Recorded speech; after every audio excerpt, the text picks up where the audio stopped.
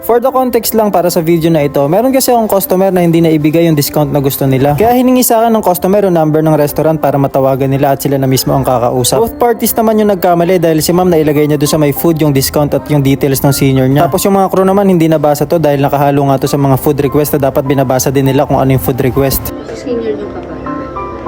Itong na yung mga bata kanina kasi. Tagal nga ako. Matagal lagi yung bayan-bayan. Nakalimutan ko. Nilipat sa ibang branch. May iba ka pa nilibot?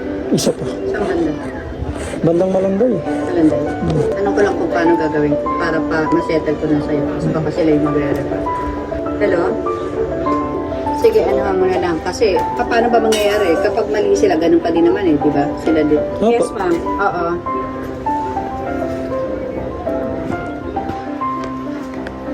Dapat sa apps.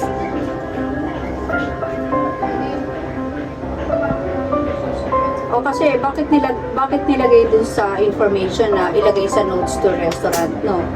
Dapat dinagay kasi dun eh. So kung hindi sana applicable para sa ganun, hindi sana ilagay daw sa notes to restaurants kung magpapa senior discount, PW discounts.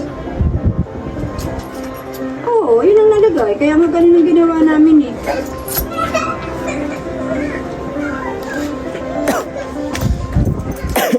Natuwa lang ako kay ma'am kung paano niya ako hinandle at kung paano niya hinandle yung situation. By the time na in-offer niya na pumasok ako sa bahay nila para makasilong ay natutuwa na ako ng sobra. Paulit-ulit niya kasing sinasabi sa akin na mainit sa labas kaya kailangan ko daw sumilong. Though ramdam ko talaga yung inis ni ma'am dahil sobrang tagal ng order na kahit ako mismo ay natatagalan at naiinis na rin. Pero the way na hinandle ni ma'am yung nangyayari ay natuwa ako dahil hindi niya rin sa akin binuhos yung galit niya or yung inis niya. Bagkos kinausap niya lang ako ng mahinahon at kinausap din yung crew ng mahinahon. At ayun ang ending. Hindi na pa-discount ni ma'am yung pero kinausap niya yung mga crew, binigay ko yung number ng restaurant at sabi niya ma'am, maging mindful na lang daw yung mga crew. Ang galing nga ni ma'am kasi hindi siya nagalit. Pinagsabihan niya lang ng matiwasay kasi sinunod naman nila ma'am yung instructions nung senior discount kaya yun, medyo na-off lang sila ma'am na may inaasahan daw sila na discount pero hindi na ibigay. Pero nagbayad naman si ma'am at magaling naman, medyo sa mga customer ko, ito malulupit si ma'am. Malupit si ma'am dahil sobrang sobrang down. Sobrang chillax na lang. Talagang sana po sinabi niyo na ganito, ganyan. Hindi siya yung mga karaniwan na cross customer na galit talaga pag di nasusunod yung kaya shoutout sa'yo ma'am sa naging customer ko.